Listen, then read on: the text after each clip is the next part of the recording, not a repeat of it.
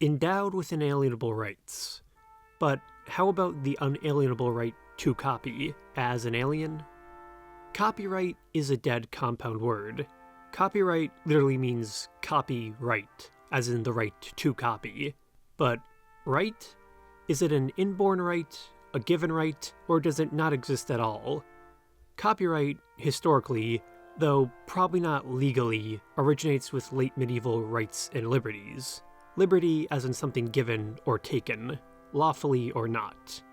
In a legendary pirated edition of Hamlet, the Danish prince answers his to be or not to be with an exclamation of, "Aye, there's the point. Aye, there is the point, indeed." The point was never lost, but it came under heavy dispute in the 16 and 1700s. English philosopher John Locke denounced the perpetual monopolies of licensing as a remnant of feudal popery and declared popery and slavery, like two sisters, go hand in hand. Locke saw free printing and press as the pillars of England's proper government. These beliefs would later become an ideological bedfellow to the American Revolution. When the Declaration of Independence declared, endowed by their creator with certain unalienable rights, that among these are life, liberty, and the pursuit of happiness, licensing or copyright was implied in context. Maybe the liberty of copyright or liberty from copyright. It's not stated outright. For most of its history, the Republic of the United States was no friend to exterior copyright. It is a bit of a historical open secret. Born almost in unison with the concept of international copyright, the United States would essentially ignore it for the next 100 years or so.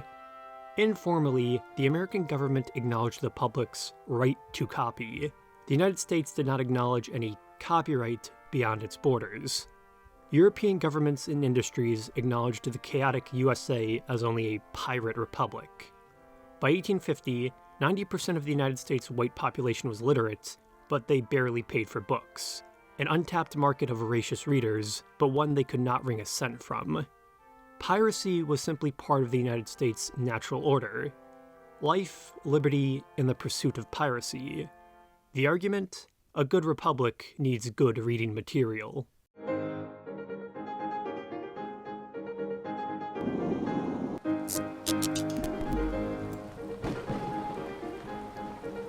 By general legal consensus in definition, copyright was acted into existence in 1710 in England, but it's a bit more complicated than that. The printing press did not immediately move the world into a new era. It was doubtless revolutionary, but it was not a revolution in itself. Once it spread, printing guilds emerged to protect the art of the press. This medieval concept of a trade was to be kept limited to guildsmen as a labor art. In England, the printing guild emerged in 1403 as the Stationers' Company, or known by the proper title, the Worshipful Company of Stationers and Newspaper Makers. The company, in feudal terms, maintained the monopoly on printing and quality of this art. It had the right to regulate the work and book market in England rather aggressively. In simple terms, it maintained a perpetual copyright over all officially printed and noted material, but the use of the term copyright here is an anachronism. The company did not recognize a concept equivalent to modern copyright as people would understand it today. It did observe guild rights. Production was tightly controlled, and printing was to be done in members' homes, or in-house as to reflect the proper patrimony of Christianity. A printing house literally meant a house that prints. Observant members were to be Christian fathers morally opposed to printing anything reprehensible or illegal. This was intended, intentionally or not, to prevent the shift from guild to business.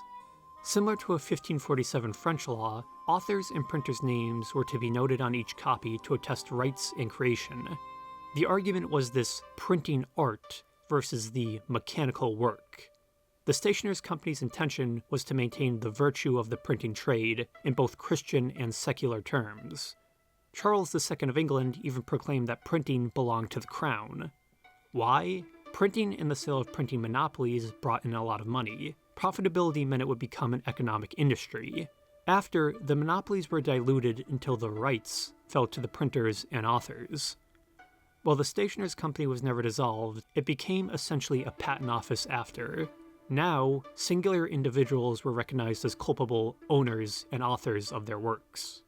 When the English Licensing of the Press Act 1662 was allowed to lapse in 1695, it was not officially repealed until 1863, it acknowledged the printing press was nearly ungovernable. It formally ended all trade monopolies granted by the English crown. It also noted a radical shift to limited free trade for the publishing printing industry. The powers of the Stationers' Company were handicapped. Pirates, armed with illicit printing presses, sprung to action. Taking advantage of their new liberty, the cheap backstreet presses of London flooded the market, such as the legendary Grub Street. Ownership was obviously not respected.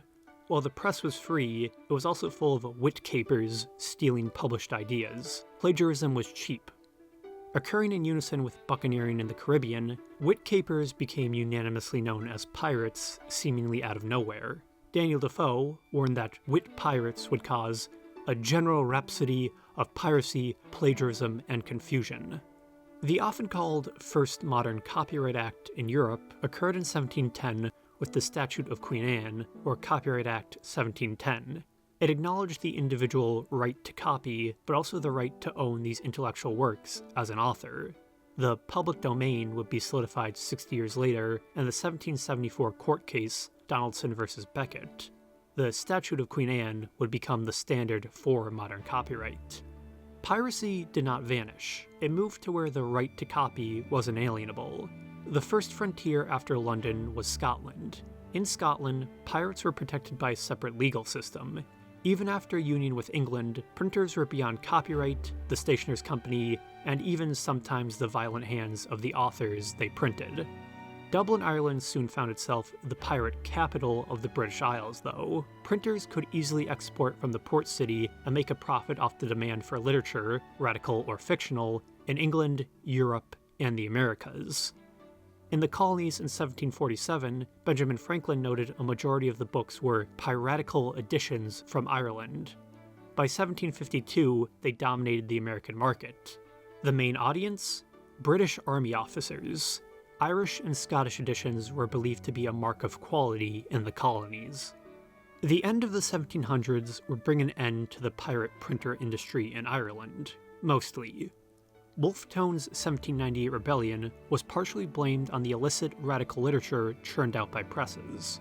The British blamed unregulated printers for the proliferation of radical pro-independence and Republican literature, as they had in the United States. By 1800, an Act of Parliament expanded punitive copyright to the Irish frontier, and soon after brought Scotland into the fold. By the end of the high-water mark of piracy in Dublin, reprinted copies of John Locke's works were in circulation across Europe in Amsterdam, The Hague, Rotterdam, Geneva, Brussels, Paris, Leipzig, Uppsala, Jena, Mannheim, Milan, Naples, and Stockholm. After, the piracy frontier would move across the Atlantic. Wherever there was a legal periphery, pirates were there. From London, then fleeing into the back streets of England, then across the islands into Scotland and Ireland, then across the waters into the United States and Belgium, then, after the 1800s, to Japan and Asia, after that China in the 1900s, then into Vietnam today, mostly digitally. Even prior to American independence, pirate printers in Boston were forging Irish and Scottish imprints of popular English literature. Why Irish and Scottish? Early on, Irish and Scottish pirates were actually trusted above cheap local American presses, both legal and illicit.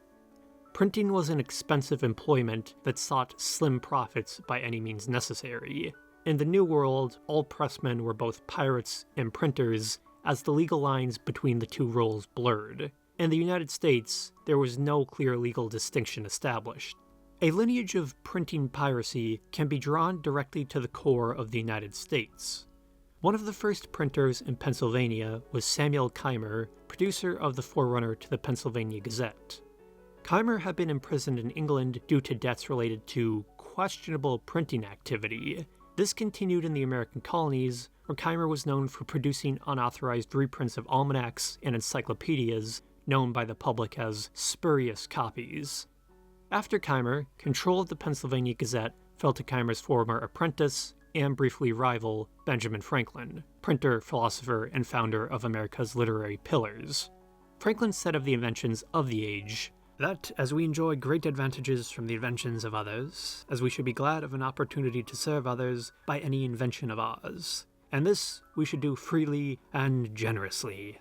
In the printing world, Franklin was instrumental in bringing the legendary Irish literary pirate Matthew Carey to the United States. And it is Matthew with only one T. Carey was one of the firebrand printers British copyright laws intended to suppress. He was arrested multiple times in the late 1770s for attempting to stir up insurrection in Ireland. His escapes from British authorities culminated with him leaping from a jail cell window. He escaped to Paris, where he found work as a printing apprentice under Franklin. When he returned to Dublin, he had not learned his lesson. Carey attempted to resume his revolutionary activity, was arrested again, then escaped to the USA in 1784 on a boat disguised as a woman in a dress. He got his start in America due to a $400 gift from the Marquis de Lafayette. Carey's role as a major printer in the early American Republic was instrumental for developing the copyright culture of the nation. It was an importation of printing norms as Irish immigrants came to dominate the American printing industry. Carey, linking his enterprise to efforts of nation-building, convinced the public an American printing industry was a necessity. Along with canals, Carey was legendarily obsessed with both printing and canals. Books were a necessity for an enlightened and politically active public. This was the public commons of literary works owed to the American public. It meant reprinting old and popular English literature for mere cents to make a ready profit. Literary piracy was not yet moralized as a threat. All books were seen as the natural right of all Americans. This is the likely root of American exceptionalism. Legal copyright from other nations outside the United States was not even recognized inside the United States. Prior to 1790, there was not even a national copyright code. Authors had to lobby individual states for copyright in those states. Noah Webster had to lobby, write, and copyright each state for legal protection for his dictionary against reprints. Legal protection which was rarely enforced. Copyright infractions could only be taken to court if discovered in about 4 months or so. It was due to Webster's complaining copyright became a federal issue. The Copyright Act of 1790, revised in 1831, ultimately ruled that no map, chart, or book produced by a non-US citizen or non-resident was protected by copyright within the United States. The Supreme Court case on copyright, Wheaton v. Peters, was not even taken until 1834. Strangely enough, it was a copyright case on reporting on Supreme Court decisions. An argument on if abridging and republishing Supreme Court decisions counted as infringement. The conclusion? I'm not a legal scholar, but this is it in summary. There is no common law copyright after a work's publication, and court reporters cannot hold copyrights on the cases compiled in the course of their work. Acts and cases on reprinting or printing, which would cement early fair use in American culture. The United States became a bastion for moral, economic, or philosophical piracy. Irish and Scottish master printers, or pirates, made it their new home. Tempted by the money offered by American agents, or the idea of revenge on the authorities that had ruined them, Carey's entire career was fueled by resentment on the English authorities that had stopped his printing in the British Isles. He reprinted English works as low-level economic warfare against the British Empire. He declared monarchy morally bankrupt, and British free trade was to be undercut whenever possible. Carey's crusade even included the Spanish and French empires, where, through Gibraltar, his agents and offices copied, pirated, and printed works for sale in Central and South America, in Spanish or in French.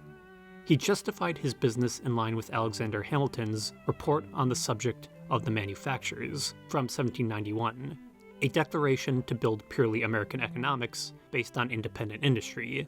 Later, the Embargo Act of 1807 included the outline of importation of books from both France and the United Kingdom.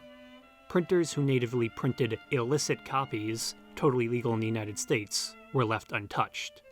Since there was no international copyright at that point, Carey & Co.'s actions were not yet illegal as understood today.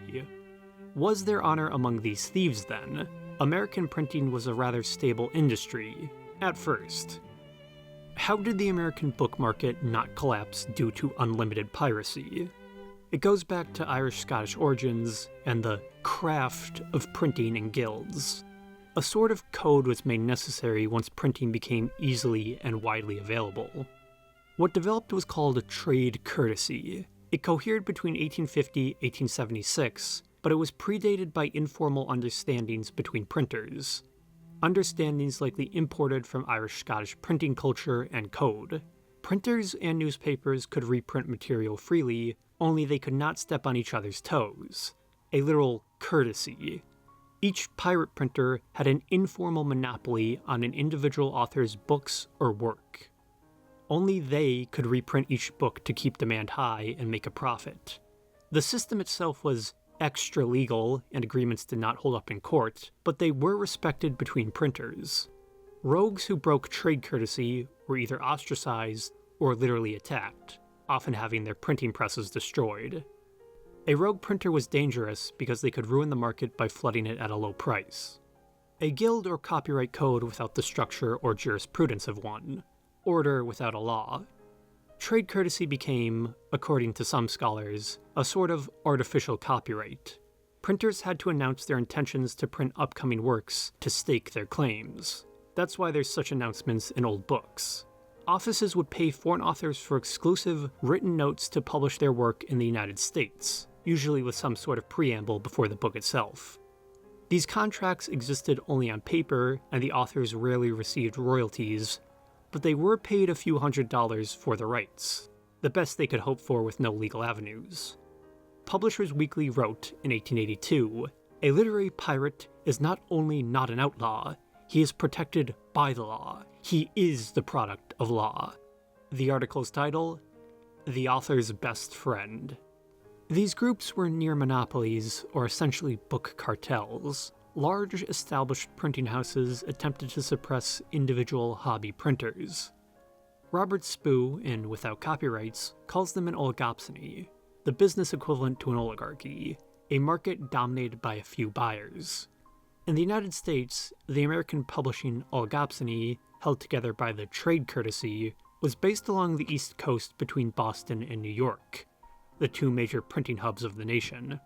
The few publishing houses unofficially divided the pickings of foreign works between them to fairly publish in the United States and maintain domination of the market.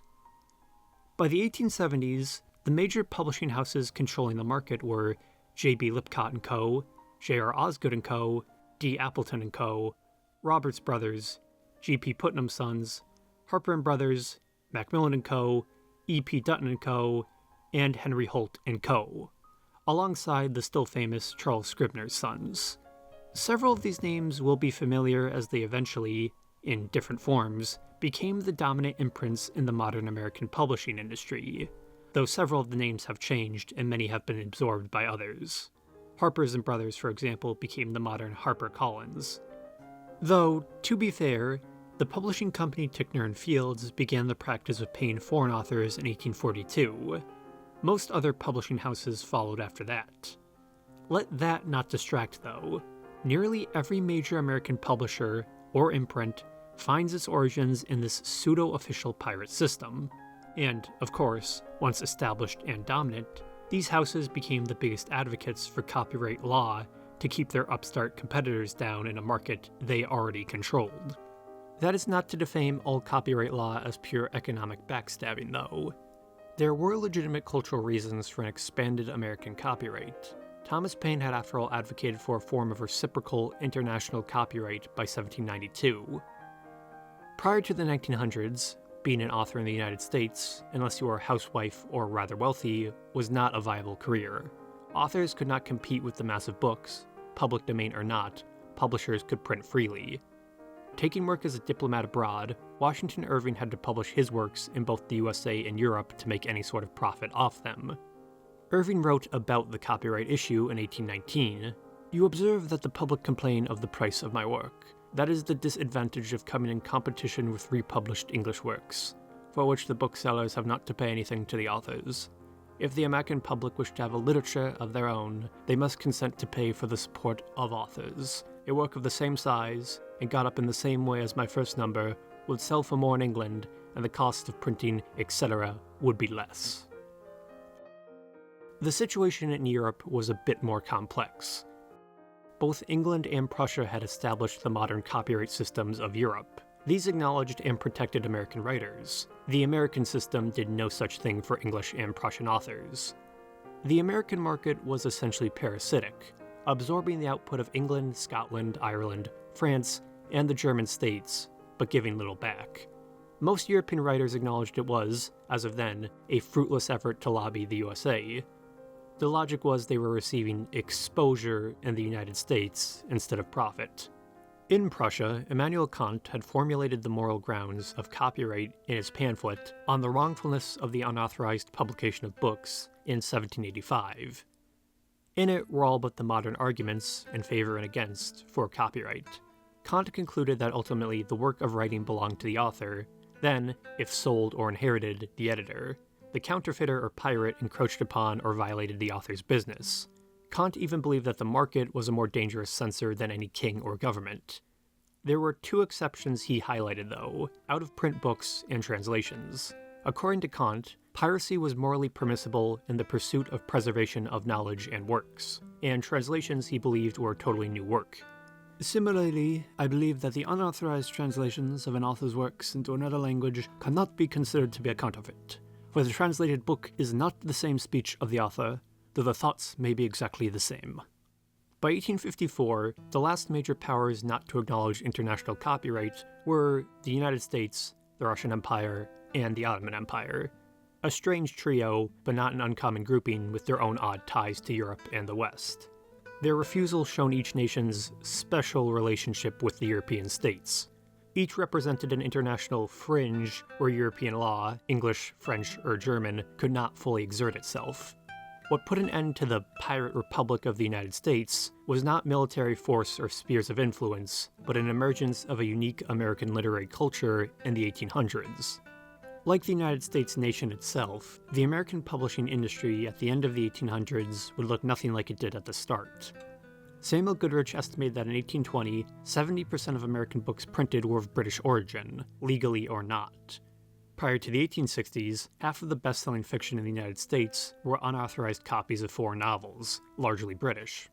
Post-Civil War authors like Horatio Alger, Mark Twain, Louisa May Alcott, and Stephen Crane would be the first to lay the groundwork for later definable generations of American authors. It was not until the early 1900s that the American bestseller list became in any way noticeably American in taste, dominated by authors such as the reformist Jacob Riis, the Midwesterners Booth Tarkington and Sherwood Anderson, then the progressive Winston Churchill, not the English one. Most now forgotten or discarded as simply the taste of their day. This shift also coincided with warming ties with Great Britain. With such a massive market, the United States government had attempted to acknowledge British copyright far earlier. Henry Clay had introduced reciprocal copyright bills for authors from the British Empire to acquire copyright in the USA in 1837, 1838, 1840, and 1842, but all versions were shot down. The resilience of piracy in the USA caused no end of incidents. While touring the states to recover their lost profits, Charles Dickens and Oscar Wilde both got into shouting matches with newspapers and publishers that freely reprinted sections of their work. Piracy of Dickens' novels was so legendarily blatant that once they arrived in port, they were supposedly copied, then sold for less than half price the next day, often costing readers little cents per book. What occurred was a copyright rapprochement between the United States and Great Britain. Reciprocal copyright would be acknowledged by 1892 with the passage of the Chase Act, 1891, also known as the International Copyright Act of 1891. It legislated that, for a British author to acquire copyright in the United States, they had to have the work published in Britain, deposit a copy of that work for registration/keeping in Washington, D.C., then, within 10 days, have the American publication issued, then deposit a copy of that publication within a month of publication in Britain. It was purposefully far from perfect. Part of it would become the later infamous manufacturing clause. To attain copyright in the United States, American editions of books had to be registered, printed, and published in the United States using exclusively American manufacturing. Only American presses and plates on American soil could be used. No book could be sent in from abroad. This meant publication was rather expensive. American authors took shared umbrage with the treatment of their foreign counterparts. Mark Twain advocated for longer copyright terms. Before a 1906 Congress Committee on Copyright, Twain argued that copyright was harmless because the nation could only produce remarkably few lasting authors. It is the very same with copyright. One author per year produces a book which can outlive the 4 to 2 year limit. That's all. This nation can't produce 2 authors a year that can do it. The thing is demonstrably impossible. All that the limited copyright can do is to take the bread out of the mouths of the children of that one author per year. What finally emerged from a solid definition of American copyright was the reform element which moralized piracy. The mouth of this movement was the revivalist preacher Henry Van Dyke. Supported by East Coast publishers and author leagues in his tours, Van Dyke cast the act of piracy in a purely American Protestant tone. His most impactful work on the subject was the 1888 sermon, The National Sin of Literary Piracy. It called for the moral accountability of all nations in copyright. Van Dyke declared and denounced piracy as a heathen pagan practice. It was theft, and according to Van Dyke, outright warfare against fellow Christians. Van Dyke also continued the argument that the persistence of piracy caused the partial decay of our native literature. How can we hope that a great national literature will rise and flourish in our land? Still, the United States was sluggish on the entrance into any binding treaties on copyright due to conflicts with the USA's fair use laws. When the Berne Convention for the Protection of Literary and Artistic Works was formed in Switzerland in 1886, its signatories were Germany, Belgium, Spain, France, the United Kingdom, Italy, Switzerland, Haiti, Liberia, and Tunisia. Yes, apparently Tunisia recognized international copyright before the United States. I think it had something to do with France, though. The reason for the United States' hesitation was that the Berne Convention was based upon the French concept of right of the author, or French copyright, instead of the English-based legal copyright. Under the Berne Convention, publication was not required to attain copyright, only creation. The United States would join the International Copyright Union in 1896, followed by a tangled century of international agreements, but would hold out on the Berne Convention until 1989, more than 100 years after it was signed by nearly every major power. The end, but not really, to intellectual property isolation came in 1909 with the Copyright Act of 1909, a partial revision of the 1991 Chase Act. Not only did it extend the maximum copyright period of 42 years to 56 years, but also clarified the provision that, for any book to receive copyright in the USA, it had to be printed in the United States, the much-maligned manufacturing clause. Even American authors abroad who could not afford to print their books on American soil could not attain copyright for their works. Connoisseur John Quinn wrote to expat Ezra Pound on his hatred of the objectionable thing called the manufacturing clause, that they require the books to be printed from plates made or typeset here in order to get copyrights, and that printing is a little more expensive here than it is on the other side. This manufacturing clause did not expire until 1986. 3 years after, in 1989, the United States would join the Berne Convention.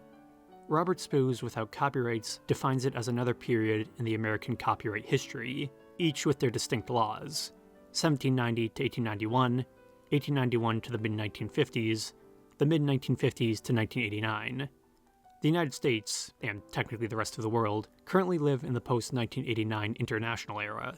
Though, as with anything, a new era could soon come, or an old one return. The pirates can never truly be captured.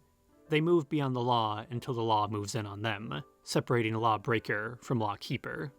Upon being questioned by the poet Robert Browning on the odd publishing industry of the United States, Tickner and Fields concluded that, "We are a funny set of Christians over the waves."